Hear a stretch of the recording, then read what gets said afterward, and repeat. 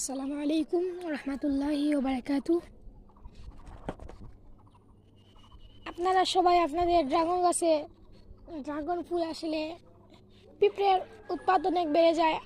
এখন আমি একটা টিপস বলবো পিঁপড়ে তাড়ানোর, সেটা অবলম্বন করলে ইনশাল্লাহ আপনার গাছেও পিঁপড়া থাকবে না। এই দেখুন আমার কুড়ি এসেছে। এই দেখুন এখানে অনেক পিঁপড়া ছিল, সবাই চলে গেছে। দেখুন এই টিপসটা হচ্ছে আমি হলুদের এই টিপস হলো আমি হলুদের গুঁড়োর মধ্যে আমি একটু পানি মিশিয়ে একটি লেয়ার তৈরি করে এই ফুলের চারিপাশে লাগিয়ে দিয়েছিলাম। দেখুন এখন পিঁপড়ার উৎপাত কমে গেছে।